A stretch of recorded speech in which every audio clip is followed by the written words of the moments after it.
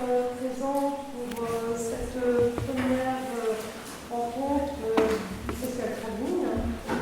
Comme vous le savez, l'invité cette année est Beyrouth, forcément par le Liban. Moi, je suis Manuela, je suis responsable artistique, je suis programmatrice. Mais c'est vrai que très vite, au fil des visionnages, au fil aussi donc, de mes découvertes, de ce que peut être l'histoire du Liban, et d'autant plus à la suite de la révolution qui a débuté au mois d'octobre, il était, je pense, nécessaire que les rencontres permettent d'une part de dérouler l'histoire du Liban, ce que vous pourrez retrouver demain avec Dominique Allon, et puis aussi questionner justement, donc réfléchir, vous permettre d'avoir des éléments de connaissance qui sont vraiment des clés de compréhension aussi pour tous les films que vous découvrirez de ce qu'est le professionnalisme au Liban, avec la question de la fin possible ou pas. Et pour ça, je remercie Clément ainsi que tous les membres de l'association Salam. On a été en contact et c'est vrai que c'est la première fois que l'on se retrouve dans les locaux de l'Institut d'études politiques. C'est important aussi, ça nous permet de nous retrouver dans des lieux autres que ceux habituels et de créer des liens, des partenariats qui sont intéressants et pertinents et cohérents. Et c'est grâce à eux que les invités sont là. Je vais laisser maintenant la parole à Clément et à ses invités. Et je vous souhaite donc une bonne rencontre et un bon festival.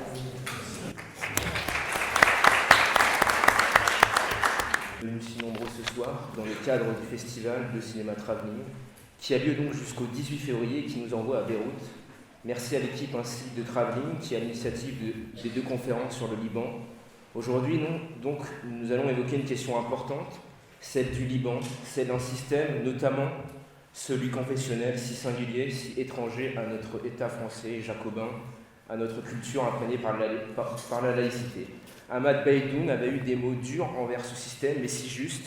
Avec le confessionnalisme, il y a, dit-il, la confiscation de l'être humain, enrôlé d'office dans un groupe primaire, du berceau jusqu'à la tombe et au-delà, prive ainsi du droit de choisir sans communauté ou d'opter pour un credo non prévu par le système, sous peine, en cas de refus affiché, d'être privé des droits personnels, fondamentaux, y compris les droits à une sépulture. C'est ce système qui est en partie à l'origine de cette crise.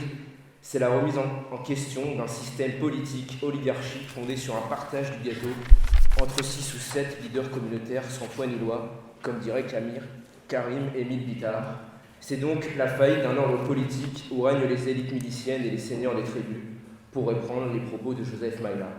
C'est dans ce sens, par ailleurs, la défaite des partis, bien promptes à défendre leur base communautaire, qu'il s'agisse des forces libanaises, du mouvement Amal, du Parti socialiste progressiste, mais aussi du courant patriotique libre du président Michel Aoun.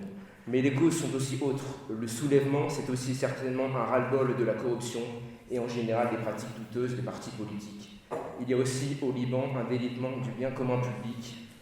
Les revendications citoyennes sont ainsi donc des droits élémentaires de la vie en société. Bref, il y a tant de choses à dire.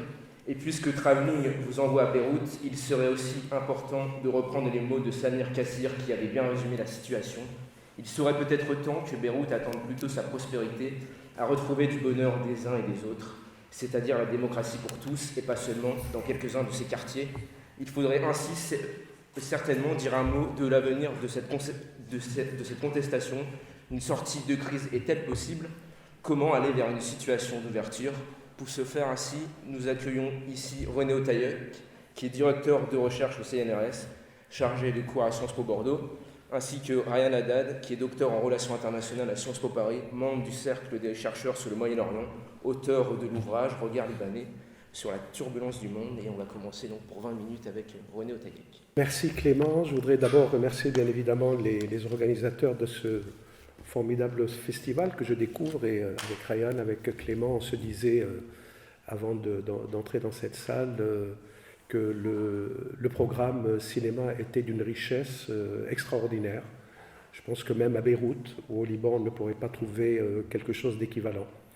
Donc c'est pour moi une fierté de pouvoir, d'avoir pu répondre positivement à votre invitation. Merci, et donc pouvoir m'exprimer sur donc ce système dont vous avez indiqué à juste titre combien, par rapport à notre tradition, à notre culture jacobine, laïque, combien ce système peut paraître étrange, bizarre, mal ficelé peut-être à certains égards, en tout cas aux antipodes de ce que nous avons l'habitude de voir dans le cadre donc de notre République laïque et jacobine. Alors, ce système qui est effectivement un système confessionnel, qui est effectivement si étrange, si bizarre, d'où vient-il?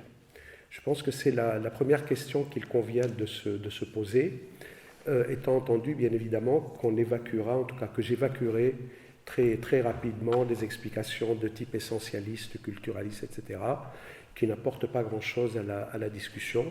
Et je vous inviterai plutôt à faire un détour par l'histoire, sans remonter très très haut dans l'histoire, mais quand même à remonter jusqu'au XIXe siècle, et on verra à ce moment-là que les origines de ce système sont à rechercher dans le chevauchement de deux héritages historiques qui se sont inscrits dans la continuité l'un de l'autre, alors qu'a priori, et vous comprendrez pourquoi je fais cette réserve, alors qu'a priori on se serait attendu à ce que ces deux héritages, l'héritage de l'Empire ottoman, l'héritage du mandat français, soient en discontinuité l'un par rapport à l'autre. Or, ce que l'on verra, encore une fois, c'est que ces deux héritages sont en profonde interaction, sont dans la continuité l'un de l'autre. Le premier point donc, que je voudrais développer, ce sera celui-là, donc d'où vient ce système. Si on se projette donc au XIXe siècle, et en particulier à partir des années 1840-1850, le Liban que l'on a sous les yeux à ce moment-là ne correspond pas à l'État libanais tel que nous le connaissons aujourd'hui dans ses frontières et avec ses 10 452 km², soit une superficie à peine plus grande que le département de la Gironde d'où je viens. Vous voyez, déjà, ça donne un ordre de grandeur. Le Liban qui nous intéresse, dans un premier abord, c'est une partie centrale du pays.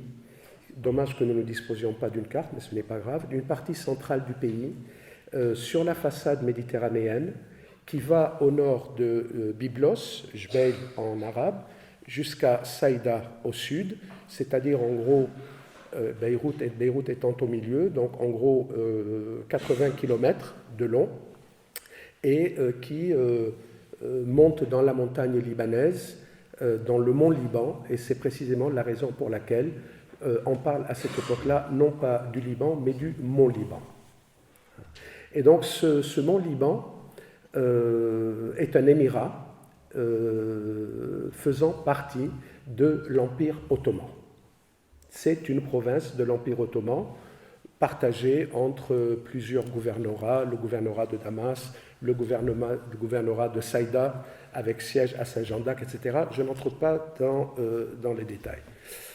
Ce Liban, donc, province de l'Empire ottoman, est également, depuis le début du XIXe siècle, voire même avant, l'objet de tensions, d'intervention de la part des puissances européennes, et en particulier la France et la Grande-Bretagne. Je ne vais pas revenir sur l'expédition de Bonaparte en Égypte, mais ce fut un moment fondateur de cet interventionnisme européen dans l'espace proche-oriental, dans ce que l'on appelait à l'époque le Levant. D'autres puissances intervenaient également, la Russie, l'Empire austro-hongrois, et toutes ces puissances étaient à la fois liguées contre l'Empire ottoman, dont elles essayaient d'amoindrir la puissance, et en même temps elles étaient en bisbille les unes avec les autres, puisque chacune essayait bien évidemment d'avancer ses pions. C'est donc sur cet arrière-plan que se produisent, à partir des années 1830-1840, on va dire, un ensemble de transformations économiques et sociales extrêmement profondes qui affectent durablement, intensément, cet espace donc appelé Mont-Liban. C'est un espace qui est habité essentiellement par deux communautés à l'époque. Les maronites d'une part, chrétiens, et les druzes d'autre part, donc communautés qui se rattachent à certains égards au chiisme, mais avec des particularités très prononcées. Ce sont les deux principales populations de ce Mont Liban. On peut y ajouter une petite communauté chiite, des Grecs catholiques, etc. Mais les deux principales communautés sont celles-là. Et ce sont donc ces deux communautés qu'on qualifie au Liban de communautés historiques, parce qu'elles ont été à l'origine de la constitution de l'État libanais tel que nous le connaissons aujourd'hui, qui vont, je dirais, connaître des trajectoires différentes à partir donc des années 1830-1840. Une de ces communautés, la communauté maronite, va manifester une ouverture forte vers le marché extérieur, vers ce que l'on pourrait appeler le marché capitaliste mondial qui se structure à ce moment-là au Proche-Orient et en particulier au Liban autour de la culture du verre à soie en relation avec les soieries lyonnaises qui investissent beaucoup dans le mûrier du verre à soie au Liban. Les paysans maronites, alors on a des paysans des deux côtés et ils ont le même ethos, ils ont le même mode de vie, ils ont très peu de différenciation les uns avec les autres. Pareillement, le système politique est un système féodal dans le cadre duquel on trouve aussi bien des seigneurs druzes que des seigneurs maronites. Sauf que cette introduction, cette ouverture sur le marché capitaliste mondial, dans lequel les maronites, les paysans maronites vont s'engager de manière beaucoup plus importante que les paysans druzes, va progressivement induire des différenciations sociales entre les deux groupes. Et donc, les tensions vont progressivement monter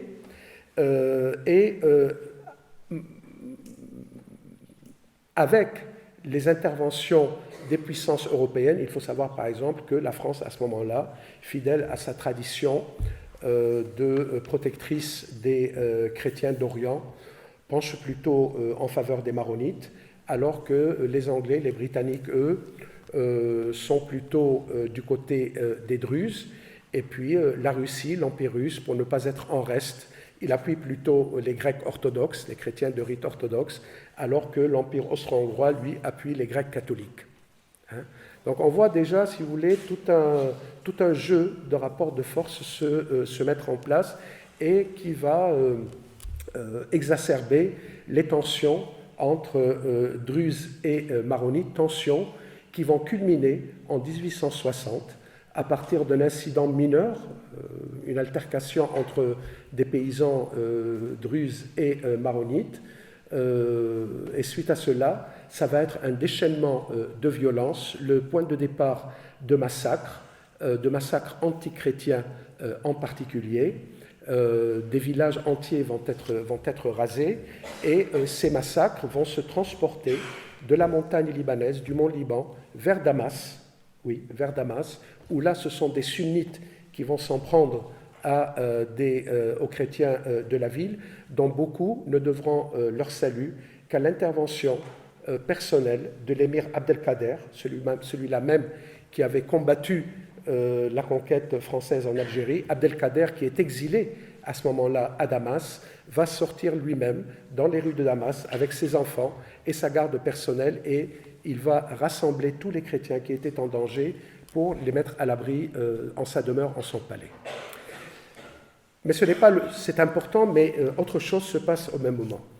Ces massacres vont pousser les puissances européennes à intervenir de manière encore plus forte, pour arrêter d'abord les massacres et ensuite pour imposer à l'Empire ottoman un régime spécifique pour le Mont Liban.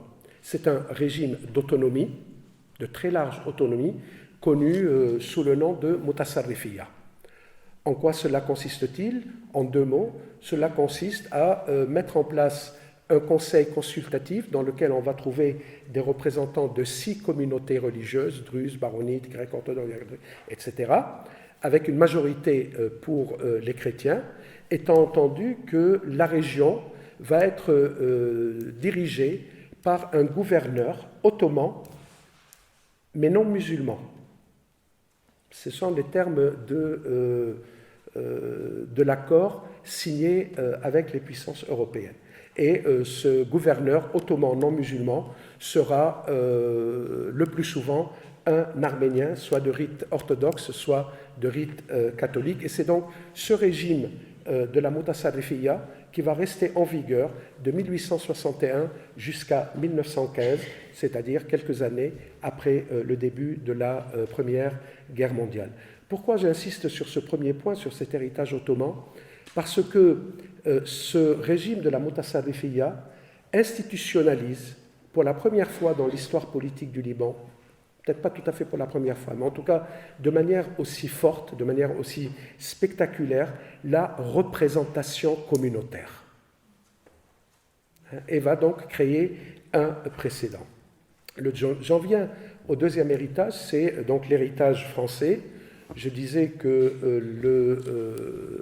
le régime de la Mutasarrifiyya se termine en 1915. Effectivement, l'Empire ottoman est allié à l'Allemagne pendant la guerre. Il a fait ce choix stratégique. La défaite de l'Allemagne sera donc également celle de l'Empire ottoman. La suite, on la connaît peut-être un peu mieux. Ce sont les accords Sykes-Picot en 1916, donc conclus entre la France et la Grande-Bretagne, qui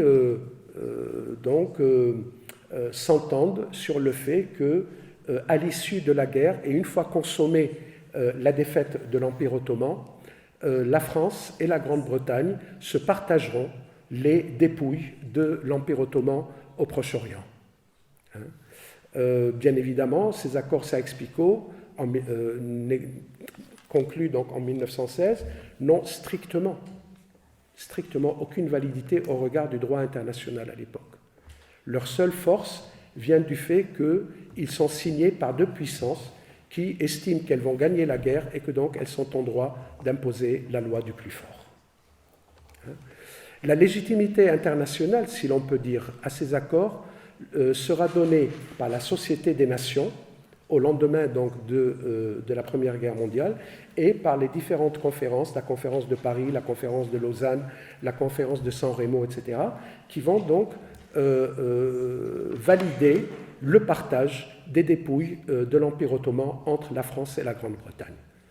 Alors, la Grande-Bretagne va hériter, si je puis dire, de la Transjordanie, on ne disait pas encore la Jordanie à l'époque, de l'Irak et de la Palestine, alors que la France va recevoir mandat sur la Syrie et le Liban. Et c'est là que le second héritage commence à produire ses effets, puisque la France, dès 1920, c'est-à-dire deux années à peine après la fin de la guerre, va proclamer l'État du Grand Liban. L'État du Grand Liban qui correspond donc au Liban tel que nous le connaissons aujourd'hui. Comment est constitué cet État du Grand Liban? On va adjoindre au Mont Liban, au bloc central, appelons-le comme ça, un ensemble de territoires pris au sud au gouvernorat de Saïda, avec siège à Saint-Jean-d'Acre. On va en prendre à l'est et au nord au gouvernorat d'Alep et de Damas. Et donc, on va constituer de cette façon l'État du Grand Liban tel que le proclame l'administration mandataire française en septembre 1920. Et là où il y a continuité avec l'Empire ottoman, avec le mode de gestion ottoman, c'est que dans ce Grand Liban, où il y a désormais 18 communautés religieuses officiellement reconnues, 18 communautés religieuses officiellement reconnues, se partageant entre chrétiens et musulmans, la France va reprendre d'une certaine façon le mode d'administration ottoman en instituant la représentation communautaire. C'est-à-dire que toutes les communautés sont associées au pouvoir en fonction de leur poids démographique. Donc c'est une seconde institutionnalisation de la représentation communautaire et donc le système qui est en train de se perfectionner, si l'on peut dire. C'est peut-être le moment de rappeler que la France coloniale n'a pas été laïque. La France coloniale n'a nulle part. J'ai un background d'africaniste, j'ai travaillé pendant de très longues années sur l'Afrique subsaharienne. Depuis quelques années, je travaille plutôt sur le Moyen-Orient et sur le Proche-Orient. Mais nulle part, la colonisation française n'a promu la laïcité. C'est Gallieni, grande figure laïque de la Troisième République, qui disait « La laïcité n'est pas un article d'exportation ». La laïcité n'est pas un article d'exportation. Alors, il peut y avoir de bonnes ou de mauvaises raisons au fait qu'on n'a pas exporté la laïcité, mais toujours est-il que c'est le constat que l'on doit faire. En 1943, au moment où l'indépendance commence à se profiler, les élites politiques libanaises, représentées notamment par les leaders des principales communautés, vont se réunir et s'entendre sur ce que l'on appelle au Liban le pacte national. Qu'est-ce que c'est que le pacte national? C'est un accord oral, ce n'est pas la Constitution, c'est un accord oral qui vient compléter la Constitution et qui pose les fondements du partage du pouvoir entre les différentes communautés.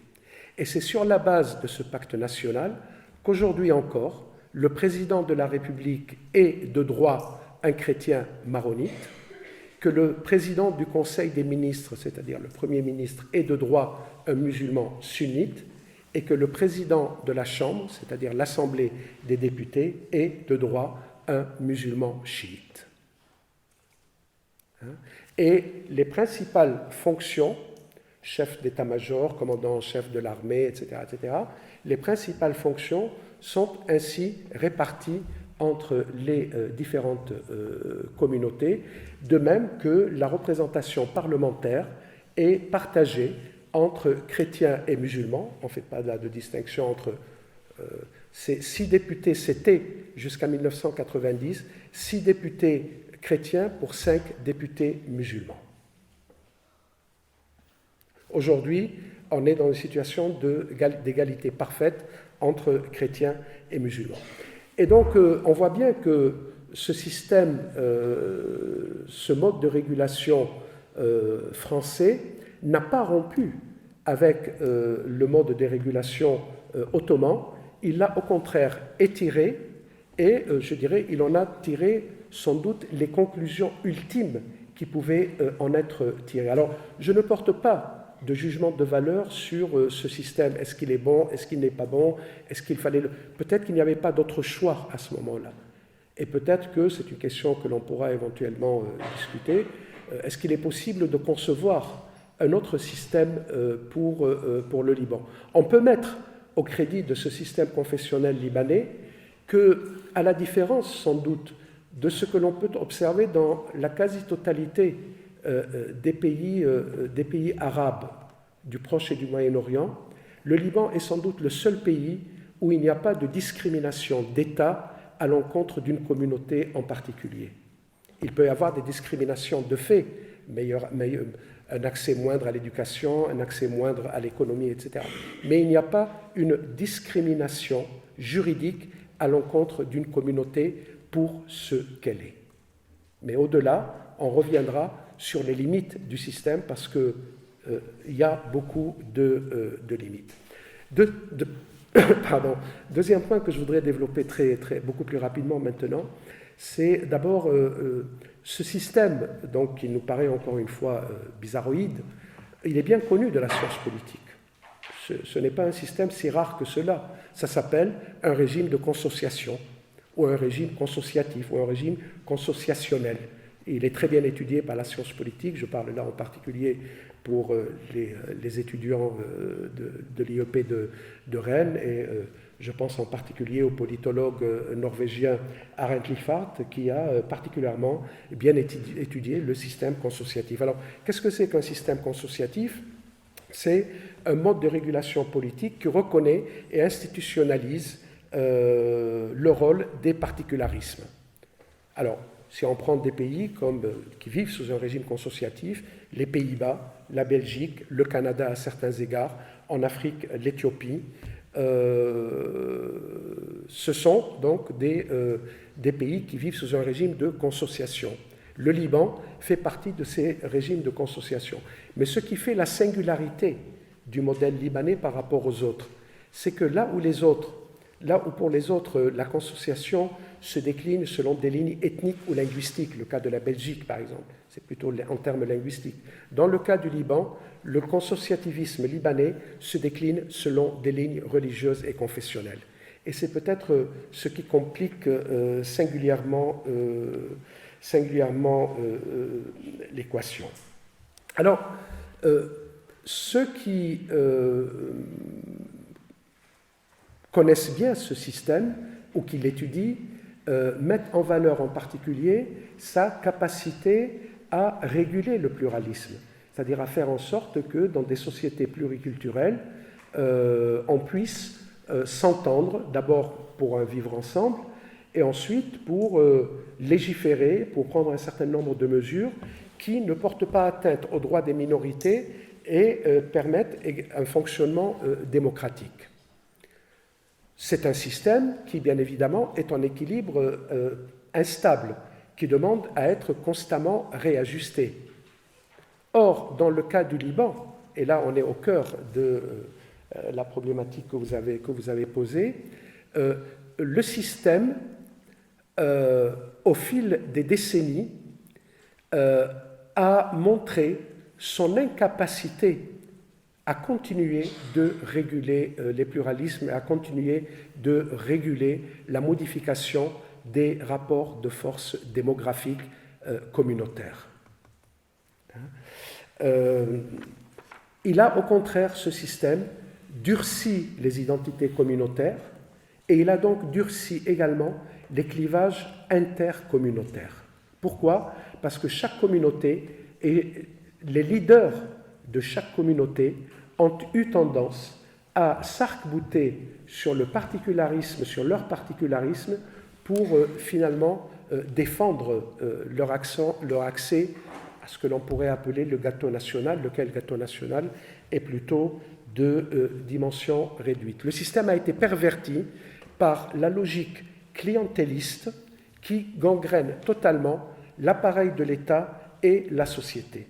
On est dans un clientélisme systémique. Qu'est-ce que j'appelle clientélisme dans le cas du Liban? C'est quelque chose de relativement simple.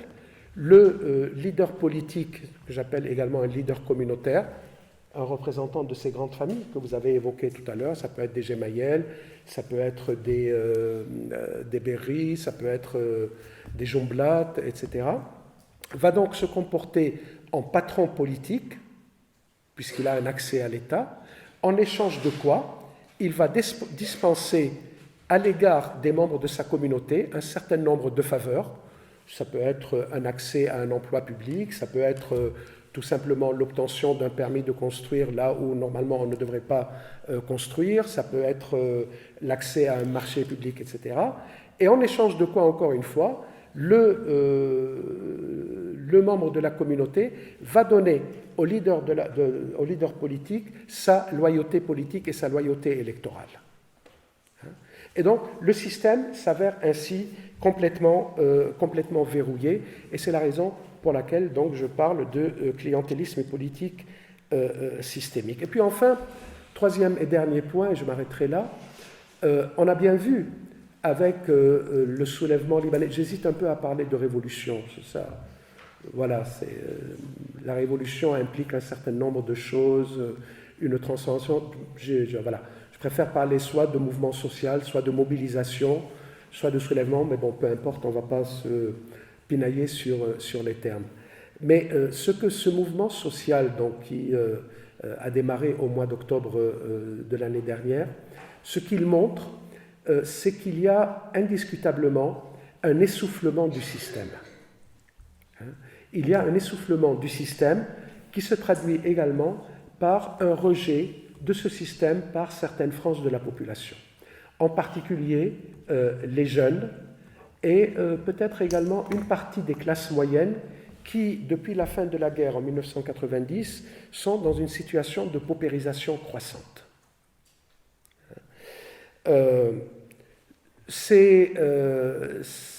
Tous ces gens protestent contre l'immobilisme au niveau de l'appareil d'État. Il est préempté par des seigneurs de la guerre qui se sont auto-amnistiés après la guerre. Il n'y a jamais eu de réconciliation nationale, de véritable réconciliation nationale. Il y a eu des auto-amnisties, et ce sont donc ces seigneurs de la guerre qui sont aujourd'hui aux commandes. Cela se traduit également par une corruption effrénée qui, de la vie générale, atteint des sommets qu'on n'avait pas vus jusque-là. Un chômage, notamment un chômage des jeunes qui explose et qui pousse des dizaines et des dizaines de milliers de jeunes à vouloir quitter le Liban. Et puis, surtout, symbole de la déliquescence de l'État, son incapacité à délivrer les services minimums auxquels tout citoyen est en droit de prétendre, c'est-à-dire de l'eau potable, de préférence, de l'eau saine. On sait que toutes les nappes phréatiques aujourd'hui sont quasiment polluées, de l'électricité 24 heures sur 24, ce qui est loin d'être le cas. La majorité des Libanais sont obligés de prendre un abonnement supplémentaire chez des opérateurs privés pour avoir de l'électricité 24 heures sur 24. La crise des déchets, il y a quelques mois de cela, la crise des ordures ménagères qui fait ressembler Beyrouth et les grandes villes du Liban à des taudis, avec des montagnes de sacs poubelles qui s'amoncellent. Bref, on a là tous les symboles d'un État en totale déliquescence. Mais un État en totale déliquescence ne veut pas dire que c'est un État qui est en train de craquer. Ne veut pas dire que c'est un État qui va rendre les armes.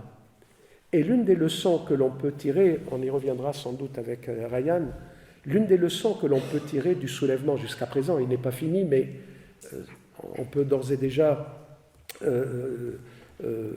faire quelques constats, est que, aussi essoufflé soit-il, ce système et cette classe politique témoignent d'une résilience hors du commun.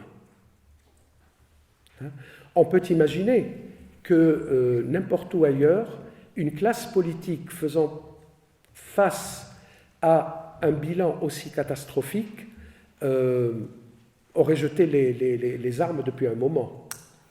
Or, ce n'est pas le cas.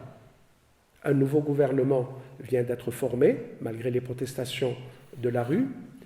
Il est supposé s'attaquer à la crise économique et le Liban est quasiment en état de cessation de paiement.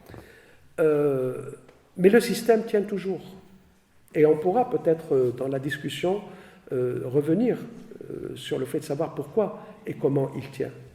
Mais en tout cas, il y a un constat que personnellement je fais, et je m'inspire pour cela non seulement du mouvement social au Liban, mais de ce que l'on a appelé le printemps arabe, les printemps arabes, qui, à l'exception toute relative de la Tunisie, n'ont pas débouché sur un véritable changement démocratique. Souvent, ils ont même débouché sur des régressions démocratiques. Aujourd'hui, le régime de Sisi en Égypte est infiniment plus répressif, infiniment plus autoritaire que ne l'était le régime de Moubarak, dont la population a obtenu le départ au moment du printemps égyptien. Et pour moi, il y a une question fondamentale, et je m'arrêterai là, qui se pose, qui est que le spontanéisme de la société civile, et encore on pourrait discuter longtemps pour savoir qu'est-ce que c'est que la société civile. Pour moi, le spontanéisme de la société civile, c'est bien, mais ce n'est pas assez. La société civile peut faire chuter un gouvernement. On l'a vu en Égypte, on l'a vu en Libye, quoique il y a eu l'intervention désastreuse franco-britannique, d'autres exemples également. Mais la société civile n'est pas en mesure de proposer un projet politique alternatif qui permettrait de passer de la contestation à la construction précisément d'une alternative politique, d'un nouvel horizon politique. Et donc, faute de relais dans ce que l'on pourrait appeler la société politique, les mouvements impulsés par la société civile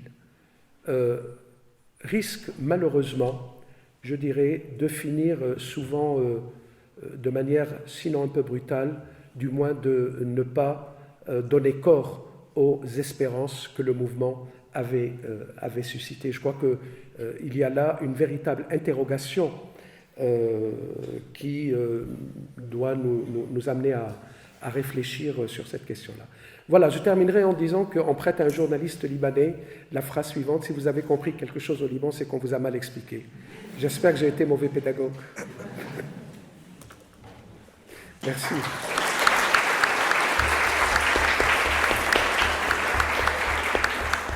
Merci beaucoup, donc, M. Otayek. Et maintenant, on peut passer à l'intervention de M. Haddad, donc pour 20 ou 25 minutes. Ne vous inquiétez pas.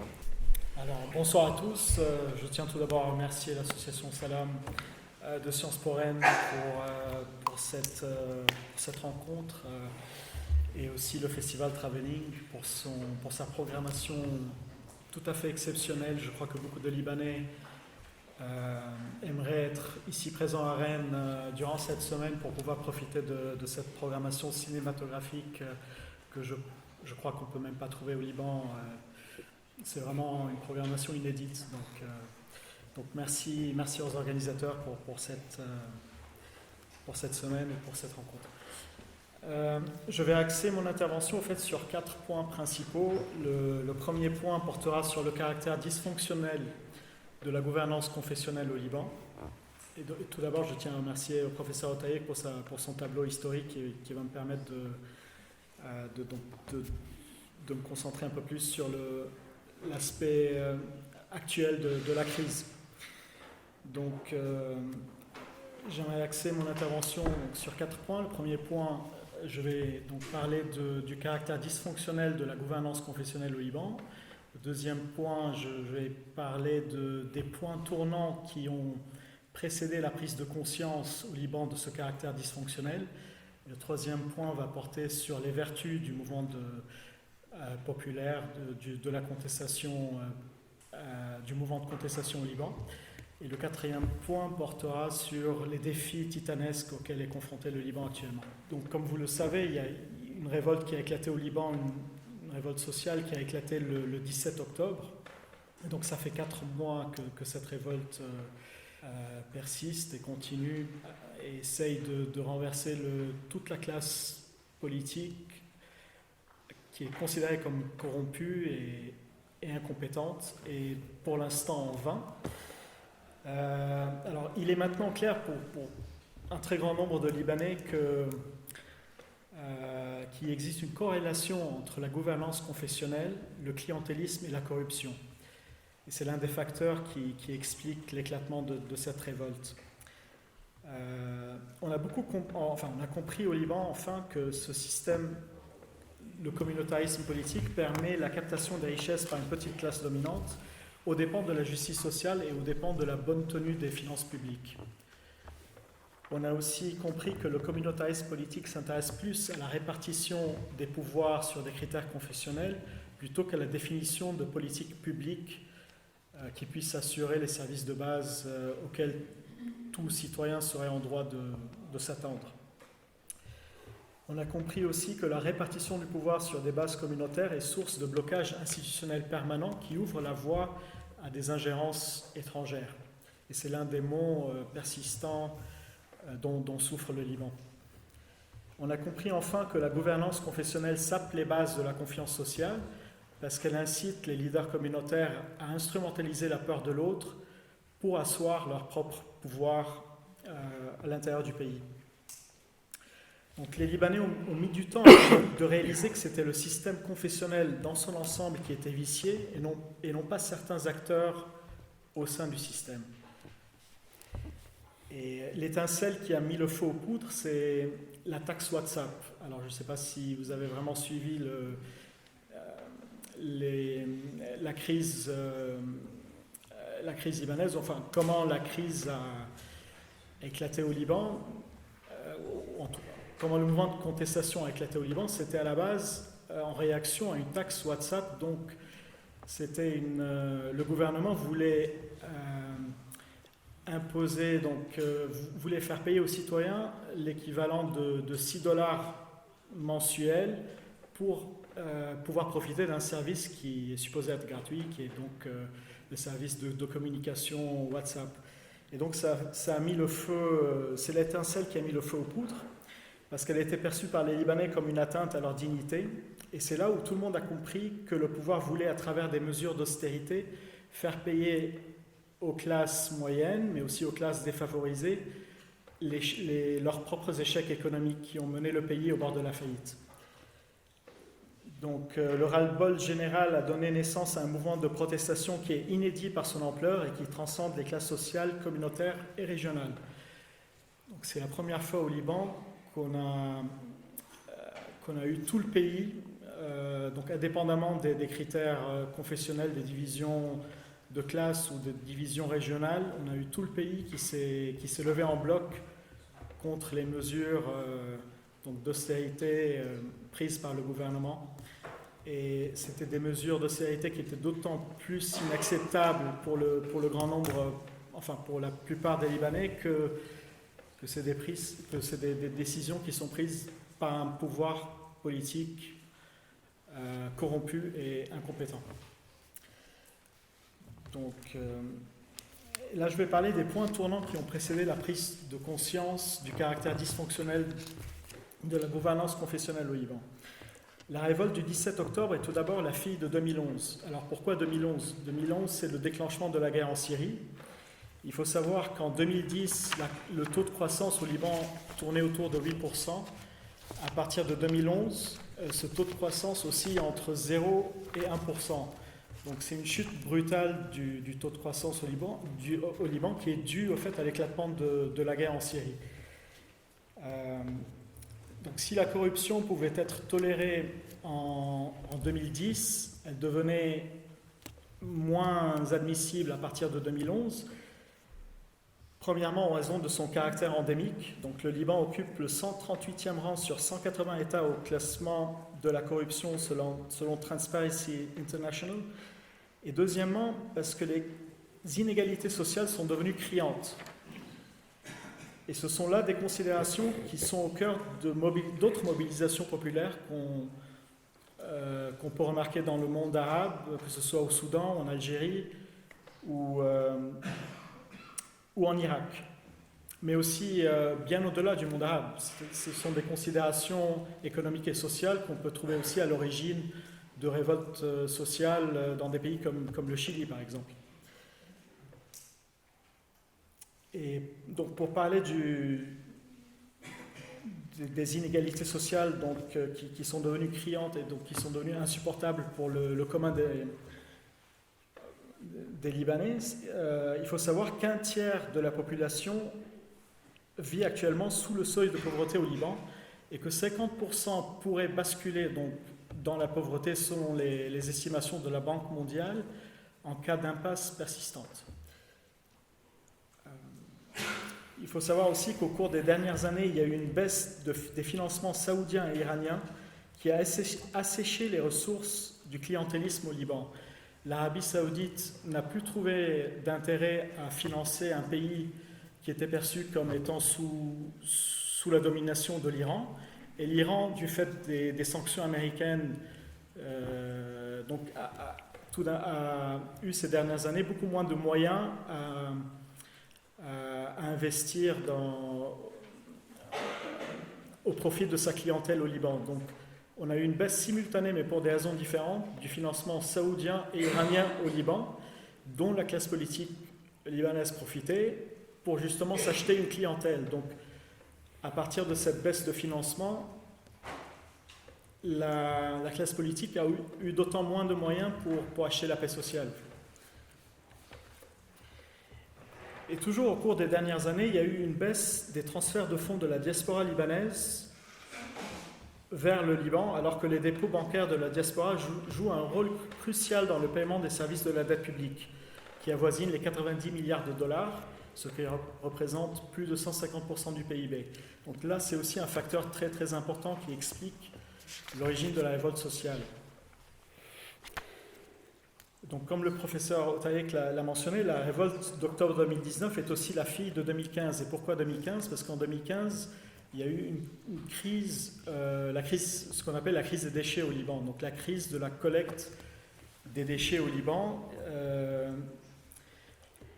qui a déjà mobilisé la société civile contre la gestion calamiteuse de cette crise par les autorités publiques. L'une des raisons qui explique l'éclatement du mouvement de contestation au Liban en octobre 2019, c'est qu'une grande partie de la jeunesse libanaise avait l'habitude de s'exiler pour échapper au chômage de masse, donc en trouvant des débouchés professionnels en Europe ou dans les pays du Golfe ou en Amérique du Nord. Sauf que cette solution est de plus en plus difficile à choisir pour les jeunes, notamment en raison de la crise économique qui existe en Europe, mais aussi dans les pays du Golfe, sur fond de baisse des revenus pétroliers, donc la baisse du prix du pétrole. Donc ces jeunes qui avaient l'habitude de protester par l'exil auparavant n'ont plus ce choix à l'heure actuelle, ce qui explique que leur protestation se traduit localement par une contestation locale. Je vais parler maintenant des vertus du mouvement de contestation. Une grande partie de la jeunesse adopte un logiciel post-identitaire et réclame la constitution d'un État civil sans la médiation des communautés. On assiste donc à l'émergence d'une citoyenneté libanaise, ce qui représente un changement sociétal fondamental dans un pays qui est habitué à vivre à travers les prismes identitaires et communautaires. L'importance du soulèvement populaire dépasse d'ailleurs le Liban, car il invalide la théorie selon laquelle il faudrait appréhender les événements au Moyen-Orient selon le clivage entre sunnites et chiites. On voit bien au Liban que les questions sociales et les questions économiques sont en train de prendre le dessus sur les questions identitaires. Donc ce qui se passe au Liban, mais aussi en Irak, pourrait avoir un effet d'exemple ou d'entraînement pour d'autres sociétés dans la région qui souffrent du communautarisme ou du confessionnalisme. Parmi les vertus du mouvement de contestation aussi, on peut citer le fait que le mouvement a montré qu'il était devenu une force capable d'influer sur le cours des choses en réussissant à écarter du pouvoir certaines figures de l'oligarchie. Alors certes,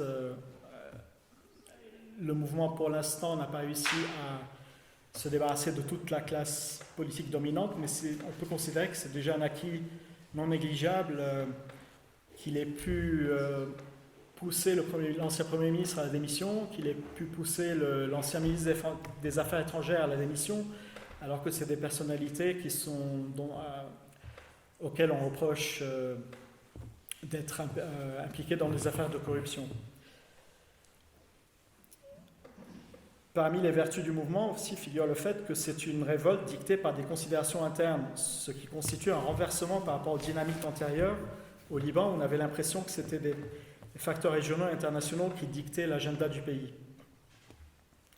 Il faut aussi souligner que la mobilisation populaire est l'occasion de nombreux débats démocratiques sur la place publique. On assiste à une profusion de pratiques délibératives qui tournent autour des conceptions du bien commun, et c'est quelque chose qui est certainement positif en soi. Donc, je vais parler maintenant des défis titanesques auxquels est confronté le Liban.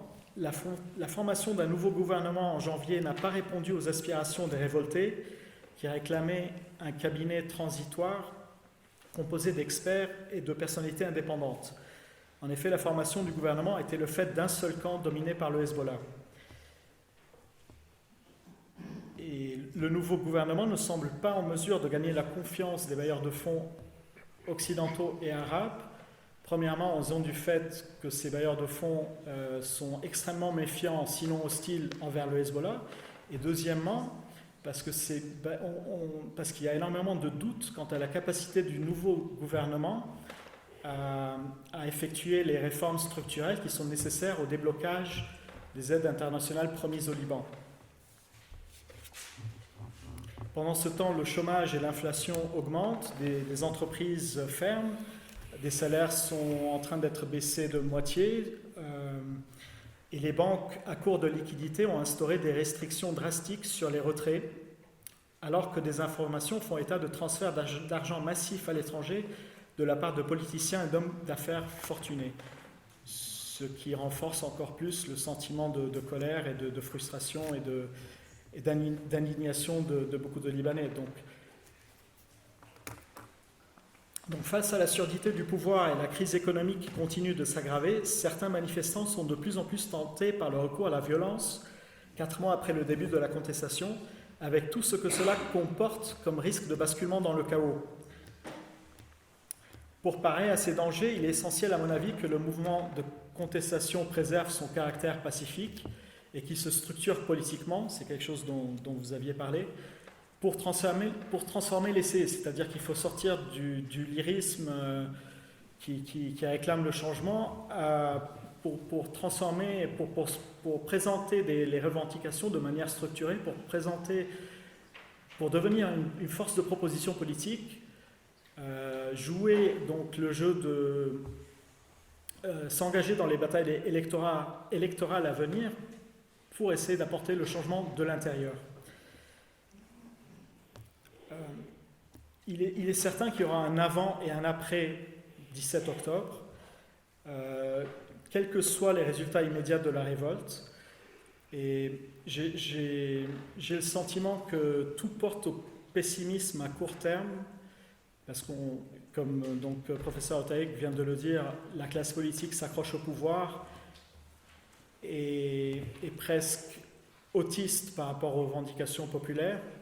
Mais en même temps, ce qui s'est passé est un tel bouleversement au niveau des mentalités tout d'abord, mais aussi au niveau de la vie, enfin de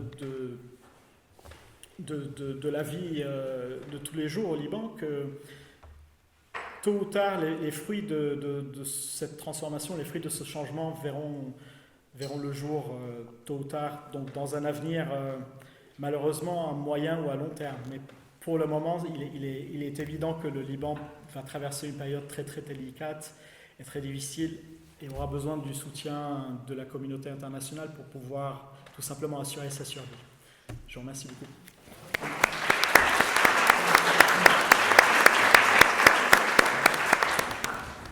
Merci donc pour ces 2 exposés. Peut-être une question avant de donner la parole au public. En fait, pourquoi en fait ce système tient aussi fermement Quels sont en fait ces ressorts, comme vous l'aviez dit dans votre exposé? Comment il tient et donc ça va être la question. À vous deux. Tu veux commencer? Peut-être Monsieur Haddad.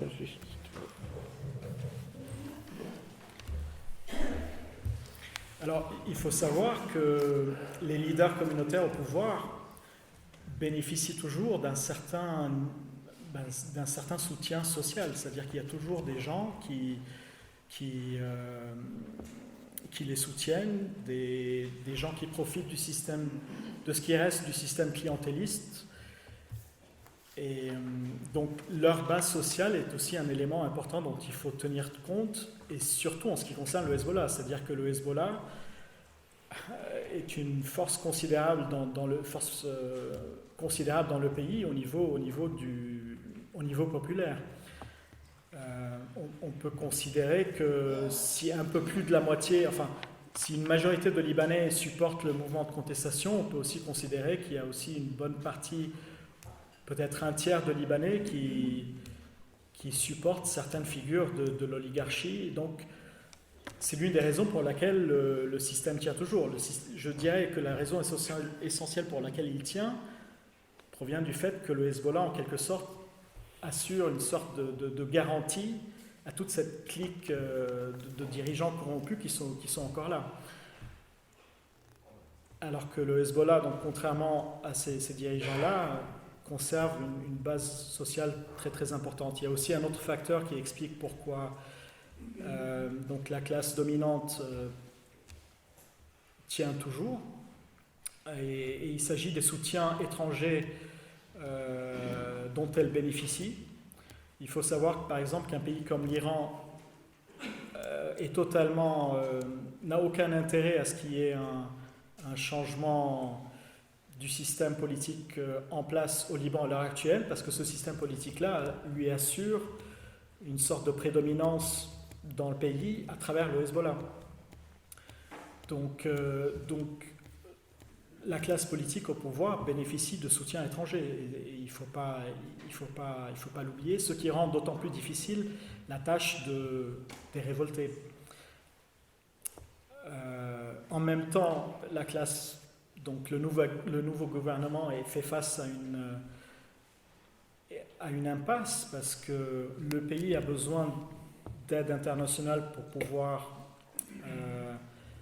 échapper à la faillite, et en même temps ce sont les bailleurs de fonds, donc occidentaux et arabes, en disant arabes je pense surtout aux pays du Golfe, qui peuvent assurer donc les aides internationales dont a besoin le Liban, et ces acteurs-là internationaux sont très hostiles au Hezbollah. Donc il y a une sorte de bras de fer qui a lieu au Liban entre, d'un côté, les États-Unis et d'autres pays occidentaux aussi, et les pays du Golfe. Donc, on a ce bloc-là qui fait face à l'Iran et ses alliés dans la région. Et cette confrontation-là, ce bras de fer-là, se répercute sur la scène libanaise. Donc, quelque part, la difficulté d'apporter le changement au Liban, c'est aussi le fait que ceux qui manifestent et ceux qui protestent dans la rue n'ont pas de prise sur ce bras de fer régional qui est en train de prendre place au Liban même. Et donc, certainement, c'est l'une des raisons pour lesquelles la classe politique ne s'est pas effondrée après 4 mois de protestation. C'est parce qu'il bénéficie de soutiens internationaux, notamment de la part de l'Iran. Merci. Juste pour prolonger donc la réponse qui vient d'être donnée, je souscris entièrement à ce que Ryan vient de dire. Moi, je dirais qu'il faut distinguer peut-être des facteurs à court terme et d'autres plus structurels. Le facteur à court terme, c'est le fait que, indéniablement, le pouvoir a très bien géré la mobilisation. Je veux dire par là qu'il a joué le pourrissement de la situation en limitant l'intervention de l'armée, des forces de sécurité intérieure, en tout cas en limitant l'intensité de la répression. Il faut quand même rappeler, je ne fais pas du tout l'apologie du pouvoir, hein, mais il faut quand même rappeler qu'en 4 mois de mobilisation, il y a eu 1 mort avéré et un certain nombre de blessés, certes, là où en Irak, en quelques jours, on en était à 400 morts. Hein. Encore une fois, je ne fais pas l'apologie du pouvoir, mais simplement je veux souligner l'habileté avec laquelle il a, je dirais, affronté le mouvement de contestation pour monter crescendo dans la répression. Il a parié sur l'essoufflement de la contestation, il a parié sur la fatigue des Libanais, il a parié également sur l'effet démobilisateur de la crise économique, lorsque les gens sont surtout préoccupés par le fait de savoir s'ils vont pouvoir retirer les $300 auxquels ils ont droit toutes les 2 semaines afin de pouvoir se nourrir et payer leurs factures, ils ont peut-être moins le temps d'aller manifester. Donc ça, c'est le premier point. Le facteur d'ordre structurel, et là je suis peut-être un peu plus nuancé que Ryan. Moi, je crois que le Liban aujourd'hui est dans un moment d'incertitude. C'est-à-dire qu'il y a un balancier qui va de droite vers la gauche. Il n'y a aucune connotation politique dans ce que je dis là. C'est un mouvement de balancier je dirais, entre une dynamique communautariste et une dynamique anticommunautariste. Effectivement, ceux qui se sont mobilisés, ceux qui continuent de se mobiliser aujourd'hui, sont dans une logique anticommunautariste. Ils ne veulent plus de ces barrières confessionnelles, ils ne veulent plus être instrumentalisés par les leaders politiques au nom de leur religion, au nom de la confession. Ils affirment leur libanité, leur identité libanaise pointrée. Mais en face d'eux, il n'y a pas des enfants de cœur. En face d'eux, il y a des gens issus de toutes les communautés d'ailleurs. Ce n'est pas l'apanage d'une communauté seulement. On retrouve des logiques, des dynamiques anticommunautaires, ou plutôt des logiques communautaristes chez les chiites, chez les sunnites, chez les druzes, chez les maronites, chez les grecs orthodoxes, etc. etc. Et donc, voilà, le Liban est à un moment où on ne sait pas encore de quel côté la balance va pencher. Il y a une dynamique de décommunautarisation, mais qu'il y a en face d'elle une dynamique de recommunautarisation. Et je pense que tant que la question des loyautés, où va ma loyauté? Est-ce qu'elle va à ma communauté? Est-ce qu'elle va à ma confession? Ou est-ce qu'elle va plutôt à l'État, au Liban? Tant que cette question ne sera pas tranchée, le système confessionnel aura malheureusement encore de beaux jours devant lui. Pourquoi? Parce que ceux qui sont dans cette logique de communautarisation, alors certes, certains d'entre eux sont payés par notamment les briseurs de grève. On le sait, ils sont payés quelques centaines de dollars par les leaders politiques pour aller casser du manifestant. Mais il y a d'autres, il y a des gens qui sont attachés à ce système parce qu'ils voient dans ce système l'unique protection par rapport à la crise économique, par rapport aux craintes qu'ils peuvent éprouver vis-à-vis de leur voisin qui est d'une autre religion qu'eux, etc., etc. Donc, il n'y a pas encore un rejet massif du système confessionnel. Mais on vient de loin, on vient de très très loin. Et ce qui est en train de se produire était sans doute impensable il y a quelques années encore. Il y a un espace public transconfessionnel qui est en train de se créer, mais il est encore d'une extrême fragilité. Et c'est la raison pour laquelle, en ce qui me concerne, même si je reconnais que effectivement, je suis d'accord avec toi, il y aura un avant et un après, mais pour moi, le juge de paix, ce seront les prochaines élections législatives qui vont avoir lieu dans 3 ou 4 ans. On verra à ce moment-là comment se produiront les alignements politiques et communautaires. Est-ce que les mêmes seront réélus avec les voix, une bonne partie des voix de ceux qui aujourd'hui manifestent contre eux? Ou est-ce que des listes indépendantes issues de la société civile arriveront à faire leur chemin et à faire élire des représentants, des députés qui ne s'inscrivent pas dans la logique communautaire? Pour moi, l'épreuve par 9, elle est là. Ce seront les prochaines élections législatives. Et tant qu'on n'y est pas, il me semble, en ce qui me concerne, un peu hasardeux de parier sur l'effondrement ou non du système, étant entendu que je souscris entièrement à ce que Ryan a dit, en particulier sur les soutiens étrangers. La voix de la France s'est fait entendre à travers Emmanuel Macron, à travers également Jean-Yves Le Drian, pour dire à plusieurs reprises que ce qui était important pour la France et pour la communauté internationale, c'est la stabilité du Liban et le fait que le Liban retrouve très rapidement un gouvernement. Quel gouvernement? Personne ne dit lequel, mais un gouvernement. Encore une fois, l'impératif de la stabilité l'emporte sur l'exigence démocratique. Merci beaucoup. Peut-être un mot de réponse? Non, en fait, j'aimerais juste clarifier un point. Je ne pense pas que l'heure actuelle au Liban est à la révision du système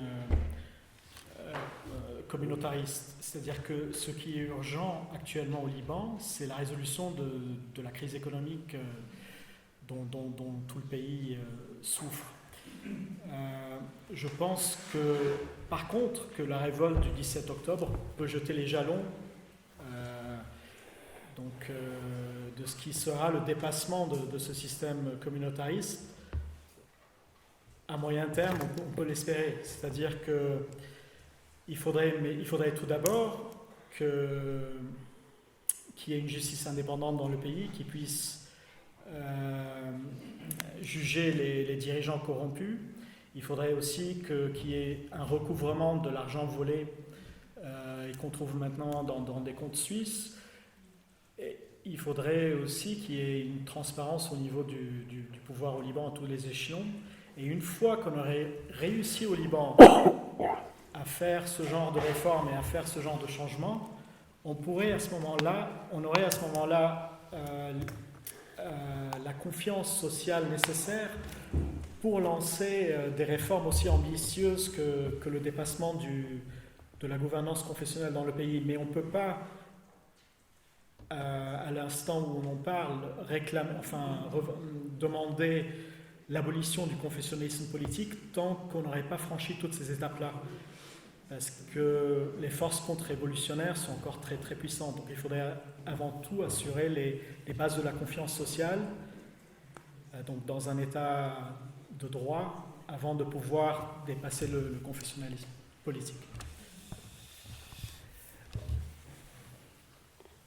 Merci beaucoup et maintenant peut-être passer aux questions du public. Vas-y.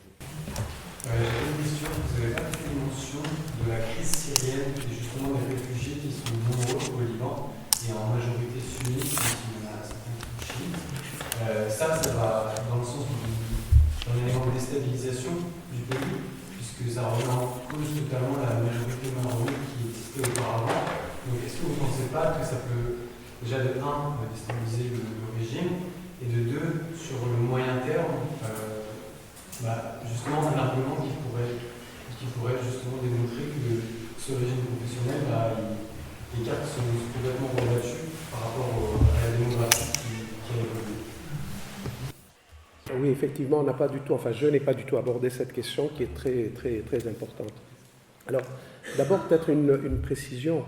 La majorité chrétienne au Liban n'existe plus depuis très longtemps, si tant est qu'elle ait jamais existé. En fait, le seul recensement au Liban qui fait état d'une majorité chrétienne par rapport aux musulmans a été réalisé en 1932 sous l'administration coloniale française. Et ce recensement établissait que les chrétiens, toutes églises confondues, étaient majoritaires, je crois un peu plus de 52%, contre 47 ou 48% pour les musulmans, et parmi les chrétiens, c'était les maronites qui étaient majoritaires, en vertu de quoi, mais il y a d'autres considérations qui entrent en jeu, la présidence de la République leur revient de droit, comme je l'ai dit dans mon... Alors, effectivement, les chiffres d'abord, dans leur froideur, on estime aujourd'hui qu'il y a sans doute 1,5 million de réfugiés syriens au Liban. Le chiffre était beaucoup plus élevé à un moment donné, mais au fil des mois, quelques centaines, quelques milliers de réfugiés rentrent chez eux, mais très peu pour inverser véritablement la tendance. Et donc, ces réfugiés, bien évidemment, et je ne veux absolument pas les stigmatiser, ce n'est pas mon propos, mais ces réfugiés, objectivement, pèsent d'un poids extrêmement lourd sur l'économie d'un pays qui est déjà exsangue.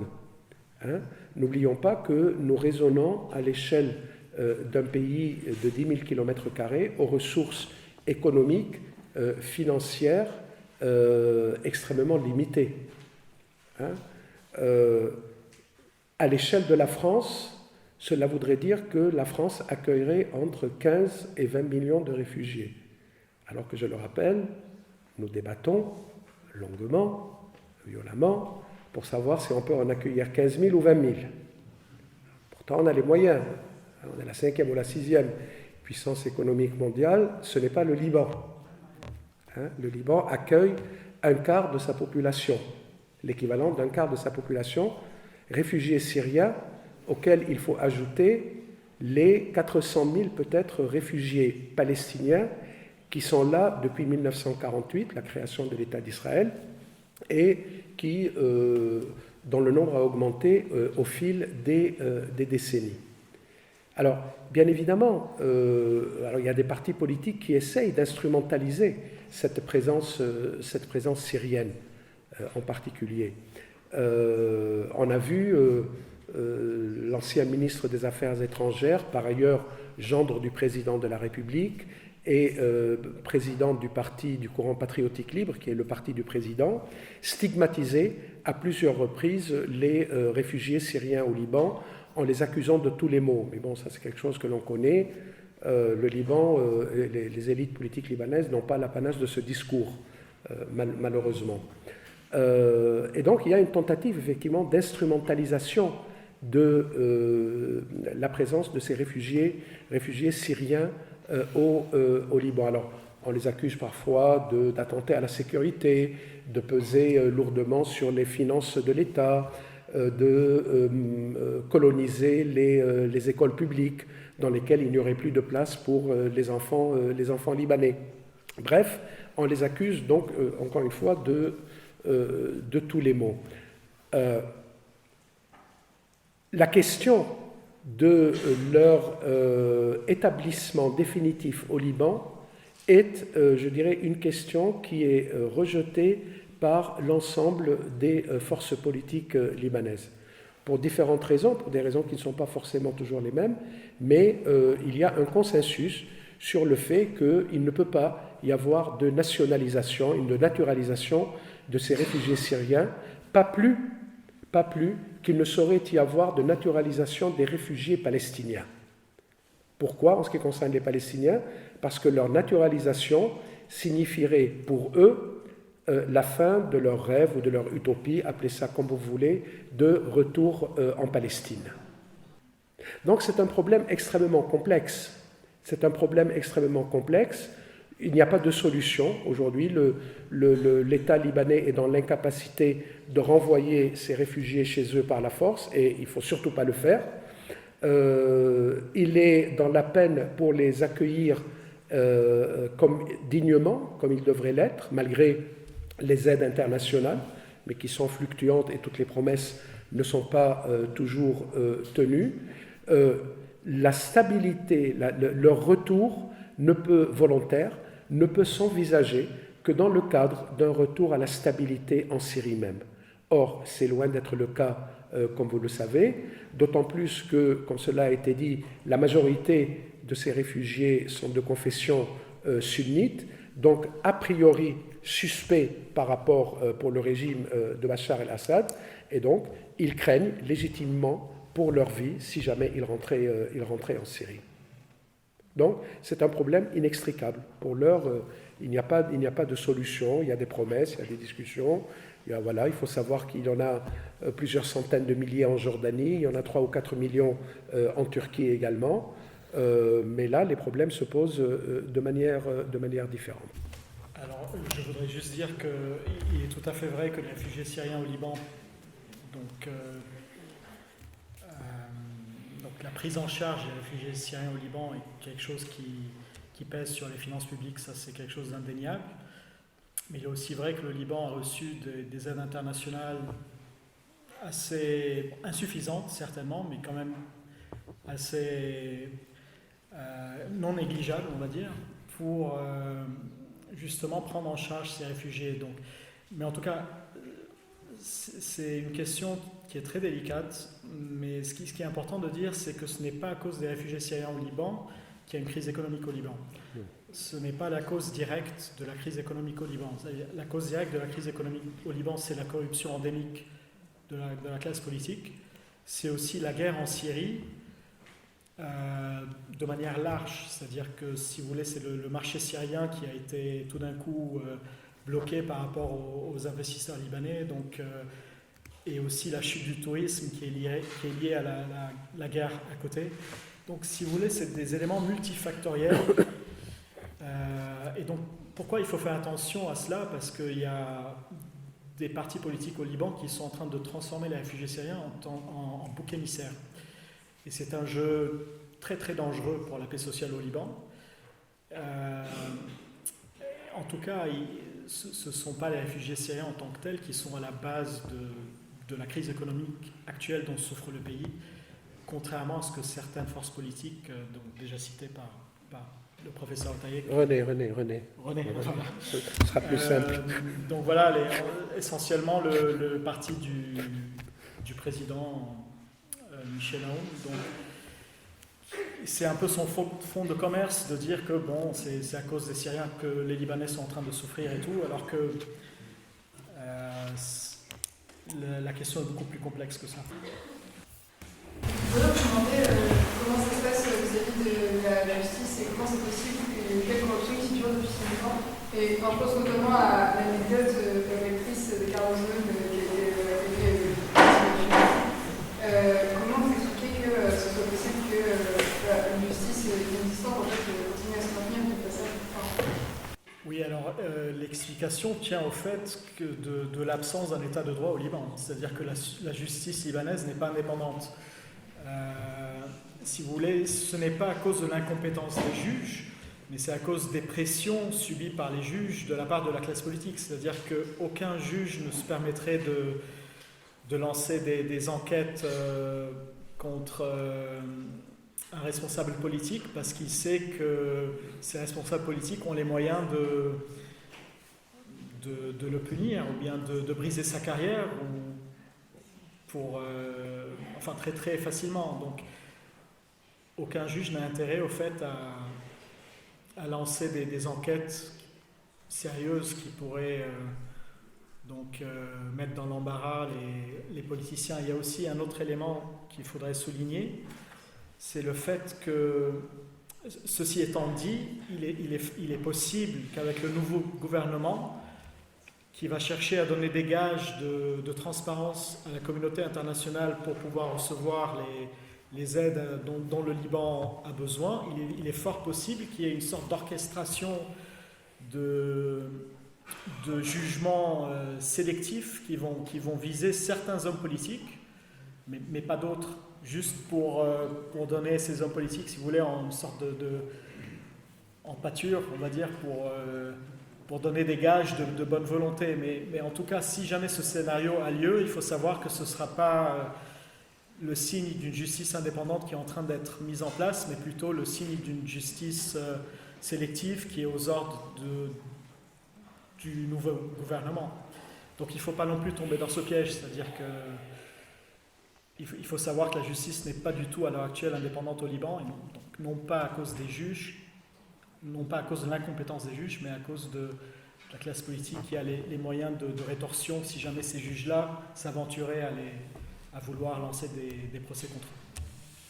Constitution libanaise, quels sont les pouvoirs respectifs du président par rapport à la Chambre? Ce sera ma première question. Est-ce que c'est plus un pouvoir présidentiel ou parlementaire?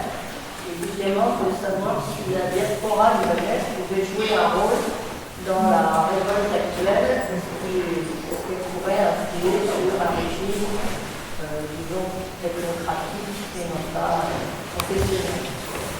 Et alors, j'ai évoqué dans mon intervention la question du pacte national.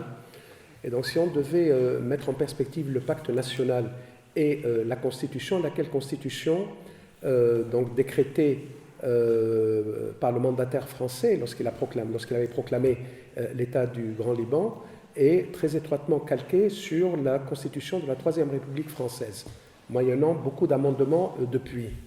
Alors, en deux mots, on pourrait dire que le pacte national organise le vivre ensemble, alors que la Constitution organise les rapports entre les différentes institutions.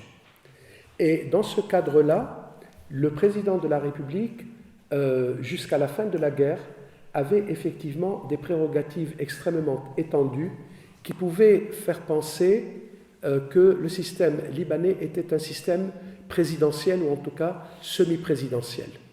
Mais l'une des conséquences de la guerre, c'est les accords de Taïef. Alors, brièvement, Taïef est une ville d'Arabie Saoudite où ce qui restait des députés libanais à l'issue de 15 années de guerre civile, un peu plus d'une soixantaine, je crois, se sont retrouvés sur injonction des États-Unis, de la France, de l'Arabie saoudite et de la Syrie pour élaborer un accord de sortie du conflit. Et donc ça a débouché sur ce que l'on appelle désormais les accords de Taïf, lesquels accords de Taïf ont réaménagé les pouvoirs entre les trois pôles du pouvoir, justement, c'est-à-dire le président de la République, le Premier ministre et le président de l'Assemblée nationale. Et donc, les pouvoirs du président de la République ont été rognés au bénéfice du Premier ministre et du président de l'Assemblée. Ce qui a fait dire à certains qu'on était désormais dans un système de troïka où il y avait un tricéphalisme à la tête de l'État, c'est-à-dire trois têtes qui dirigent l'État et dont les rapports entre eux sont moins régis par ce que dit ou ne dit pas la Constitution que par les rapports de force à un moment donné. Il est évident, par exemple, qu'un président de la République qui bénéficie du soutien du Hezbollah, comme c'est le cas à l'heure actuelle, est en mesure d'imposer un certain nombre de choses qu'un président qui ne bénéficierait pas de ce soutien-là serait dans l'incapacité de faire admettre à ses interlocuteurs, que ce soit notamment le Premier ministre. Et donc la seconde question, c'était... La diaspora. Ah, la diaspora. Oui, ça c'est effectivement une grosse question. Ryan a évoqué tout à l'heure l'apport économique, financier de la diaspora en particulier dans le financement de la dette libanaise, mais également dans, je dirais, les envois d'argent de la diaspora libanaise ont permis sans doute de masquer la montée de la pauvreté au cours des dernières années. Cette diaspora, alors il n'y a pas que cette diaspora n'est pas présente qu'en France, bien évidemment, il y a une diaspora importante dans les pétromonarchies du Golfe, il y a une diaspora importante en Amérique du Nord, au Canada et aux États-Unis. Il y en a une aujourd'hui qui devient importante en Australie, une diaspora européenne, et je dirais cette diaspora, effectivement, envoie régulièrement. Je crois qu'il n'y a pas une famille au Liban qui ne reçoit pas un soutien financier de la part de membres de sa famille expatriés. Donc sur le plan économique et financier, cet appui est tout à fait considérable, déterminant même. Il a permis à des familles de survivre parfois. Quant au poids politique de la diaspora, celui-là, enfin, on a beaucoup de mal à l'évaluer. On a vu que à partir du 17 octobre, des Libanais de France, des Libanais des États-Unis, des Libanais du Canada, etc., sont rentrés exprès au Liban pour manifester et pour dire également leur ras-le-bol de ce système. Et je dirais, au-delà, ce qui est sans doute intéressant, et on peut se demander dans quelle mesure ça n'a pas été un facteur, je dirais, un peu qui a alimenté la contestation. C'est-à-dire, tous ces Libanais qui sont à l'extérieur vivent, je dirais, dans des pays qui ne fonctionnent pas sur le modèle libanais, qui fonctionnent selon d'autres normes, qui fonctionnent selon d'autres critères. Ceux qui sont ici en France, ils sont familiarisés désormais avec le modèle jacobin, avec la laïcité à la française. Ceux qui vivent au Canada sont familiers Et il y a chez eux incontestablement une exigence de démocratie, une exigence de représentation, une exigence de respect de la chose publique bien supérieure, de transparence, bien supérieure à ce que l'on peut trouver au Liban. Et donc, au fond, je dirais, il véhicule un nouvel imaginaire qui, à certains égards, à mon sens, a alimenté en grande partie également la contestation. Quand on voit aujourd'hui, quand on écoute les mots d'ordre de la contestation, quand on lit sur les réseaux sociaux, les messages sur Facebook, etc., Je dirais, ce sont les slogans qu'on a entendus au Chili, ce sont les slogans qu'on a entendus dans les révolutions dites de couleur en Europe de l'Est. Ce sont des slogans, moi je parle d'un imaginaire globalisé de la contestation, hein, et qui, je dirais, s'exprime et est alimenté par des modèles de contestation qui viennent également de l'extérieur, mais qui sont, je dirais, réappropriés et, je dirais, traduits en libanais d'une certaine façon. Mais l'impact est très difficile à mesurer. Je sais qu'il existe personnellement. Il suffit d'aller se promener un peu sur les réseaux sociaux pour s'en apercevoir, même si je ne fais pas une confiance aveugle aux réseaux sociaux, bien évidemment. Mais voilà, c'est quelque chose qui, à mon sens, alimente la contestation, même s'il n'est pas à l'origine de la contestation. J'aurais juste 2 points à ajouter. Pour donner quelques chiffres, en moyenne, la diaspora libanaise envoie 7 milliards de dollars par an au pays. Donc, ce qui représente 17% du PIB. Donc c'est vraiment un apport extrêmement important. Et l'une des raisons justement de la crise, de la révolte au Liban est liée au fait que ce montant-là est en train de diminuer à cause de la crise économique donc des expatriés libanais en Europe ou dans les pays du Golfe. Et donc ça explique aussi que la grande nuit sociale au Liban. Un autre point que je voudrais évoquer, c'est que les membres de la diaspora libanaise organisent parfois des sit-ins de contestation dans leur pays adoptif à l'étranger, au même moment où il y a des pics de contestation au Liban, pour montrer justement la solidarité avec ce mouvement-là. Et c'est quelque chose d'impressionnant parce que les Libanais sont vraiment partout dans le monde, à part peut-être en Extrême-Orient, mais si on voit un peu la carte des mouvements de contestation organisés par la diaspora à travers le monde, c'est vraiment quelque chose d'impressionnant, surtout parce que du fait de leur caractère simultané. Voilà. Est-ce que vous considérez que la corruption et les défaillances sont vraiment inhérentes au système, ou est-ce qu'on pourrait imaginer un système professionnel qui soit compatible avec la démocratie et les exigences des manifestants? Ouais. Tout de go, comme ça, j'aurais envie de vous dire ce système n'est pas réformable. Ce système n'est pas réformable. Il est gangréné par la corruption, par le clientélisme politique. Mais en même temps, quoi d'autre à la place ? Quoi d'autre à la place pour réguler une telle diversité religieuse et confessionnelle ? 18 communautés religieuses. Hein ? Comment imaginer, est-ce qu'un modèle jacobin peut effectivement fonctionner au Liban avec une minorité et une majorité ? Je ne sais pas. Ça n'a jamais été expérimenté et je ne me hasarderai pas à répondre. Alors, je dis que ce système n'est pas réformable. Mais en même temps, quand on regarde un peu les autres expériences consociatives autour de nous, je disais tout à l'heure au début de mon intervention que c'est un modèle qu'on retrouve aux Pays-Bas, en Belgique, en Éthiopie, dans d'autres pays également. Ce n'est pas le système en lui-même qui dysfonctionne. Il peut dysfonctionner. Hein, mais et le propre peut-être d'un régime consociatif est d'être, je dirais, constamment sur le fil du rasoir.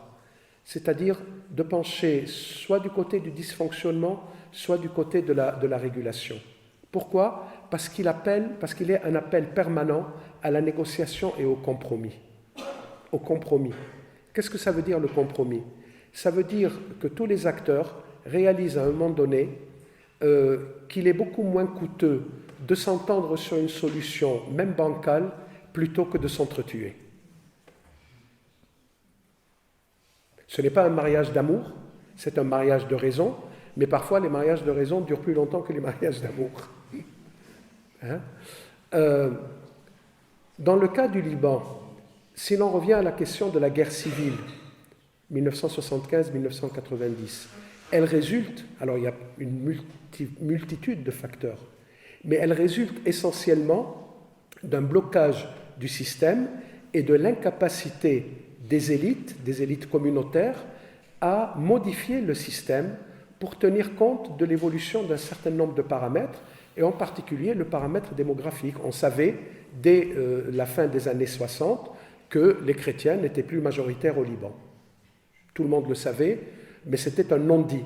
Il ne fallait surtout pas que ça se sache, il ne fallait surtout pas que ça se dise. Mais tout le monde savait que les musulmans étaient désormais devenus majoritaires et que parmi les musulmans, c'était les chiites qui étaient désormais majoritaires.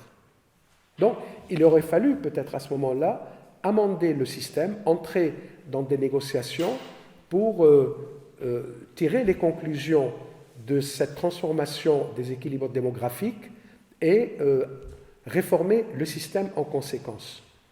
Les élites n'ont pas su le faire, d'où le blocage qui a mené à la guerre. Alors, c'est un système extrêmement exigeant, le système consociatif. Si l'on revient à la théorie, mais je ne vais pas faire savant ici, mais si l'on revient à la théorie, le fonctionnement du système consociatif suppose un certain nombre de conditions, selon Richard, etc. 2 conditions principales, 2 conditions secondaires, je n'entre pas dans les détails. Mais je retiens néanmoins ce que dit le politologue Jean Leca à propos du succès ou non du système consociatif. Ce qu'il requiert, dit Jean Leca, au premier chef, c'est de grandes vertus civiques de la part des élites. Or, ce qui manque le plus aux élites politiques libanaises, c'est l'esprit civique. Comment considérez-vous le traitement des médias qui a été fait de ces soulèvements? Et est-ce que vous pensez que ça a plutôt favorisé le changement ou ça a plutôt décommunisé dans son ensemble et plus arrangé la tâche difficile? Justement, je te passe la parole. Moi, je veux juste faire remarquer une chose que c'est un peu là. Moi, alors, ça dépend de quels médias nous parlons, bien évidemment. Mais si l'on parle des médias audiovisuels, moi, je suis sidéré par le nombrilisme de la télévision en France. Je veux dire, on dirait que l'international n'existe pas. L'international n'existe pas, ou alors par le petit bout de la lorgnette. Le journal de France 2, je peux mettre en accusation, mais enfin, c'est le service public quand même, de midi, de 13h, je veux dire, c'est une purge, pardonnez-moi l'expression, mais on ne parle que de l'Hexagone. Alors, bien évidemment, c'est important, c'est normal de parler de l'Hexagone, on y vit, mais l'international existe aussi. Or, avec des séquences d'1 minute 30 pour parler d'un soulèvement ou d'une contestation ou un truc, bien évidemment, le spectateur n'a pas le temps, je dirais, de savoir de quoi il s'agit exactement. Donc, voilà, je pense qu'il y a un vrai déficit d'information, je pense qu'il y a un vrai déficit en matière d'ouverture sur l'international, qui est quelque chose de relativement nouveau, je crois, parce qu'à une époque, il y avait cette ouverture sur l'international. C'est quelque chose de relativement nouveau aujourd'hui, et il me semble que l'on se complaît un peu dans cette espèce de nombrilisme, de parler des retraites. C'est très important, je le sais, voilà. Mais il y a peut-être également des sujets qui intéressent le monde et qui nous intéressent également, mais qui ne sont quasiment jamais abordés. Alors, à partir de là, répondre à votre question, qu'est-ce que je pense du traitement des médias? J'allais dire presque bof. Je veux dire, à part peut-être 1 ou 2 émissions un peu plus longues, 28 minutes par exemple sur Arte, qui permettent effectivement d'approfondir les choses, encore une fois, c'est un traitement extrêmement rapide qui ne permet pas de se documenter, surtout lorsque l'on parle de situations aussi complexes que le Liban ou que le Chili ou que... Voilà, c'est... Alors, Alors je souscris totalement à ce que René vient de dire, mais je pense que si on regarde plutôt du côté de la presse écrite, en France, je pense que le sujet a été très bien traité par des journaux comme Le Monde, Libération, Le Figaro aussi. Enfin, sincèrement, je pense qu'au niveau de la presse écrite, on apprend même beaucoup de choses du Liban en lisant la presse écrite française en tant que Libanais, sincèrement. Maintenant, pour parler des médias au Liban, il faut savoir que la plupart des médias au Liban sont sous la coupe de la classe politique. Donc, ce qui fait qu'on ne peut pas vraiment comprendre ce qui se passe au Liban, même en suivant les médias libanais. Donc, quelque part, pour nuancer le propos, il faut aussi... D'où l'importance des réseaux sociaux au Liban à l'heure actuelle. C'est-à-dire que c'est d'ailleurs grâce aux réseaux sociaux que la contestation a pu se mobiliser de manière avec cet effet de simultané qui est très important et qui désarçonne le pouvoir, parce qu'il ne peut pas contrôler ce genre de mouvement spontané populaire. Et contrairement à l'Iran, par exemple, qui a pu bloquer Internet, les autorités libanaises n'ont pas la capacité technique ou technologique pour bloquer Internet. Donc beaucoup de choses se passent au niveau des réseaux sociaux au Liban, même au niveau de la transmission d'informations. Donc voilà, en France, je dirais que la presse écrite joue son rôle de manière tout à fait respectable. Et au Liban, c'est surtout les réseaux sociaux qui jouent un rôle très très important au niveau de la contestation. Merci à vous en tout cas d'être venus si nombreux.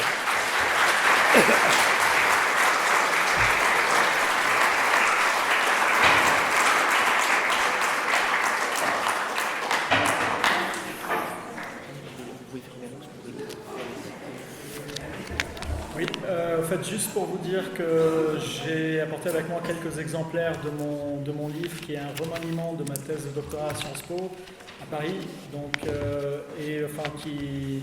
qui porte sur les perceptions libanaises de 4 crises internationales que sont la guerre du Kosovo, le 11 septembre, la guerre d'Afghanistan et la guerre d'Irak. Donc si vous êtes intéressé si vous voulez explorer la question libanaise de manière plus approfondie, j'ai quelques exemplaires de mon livre qui sont ici avec moi.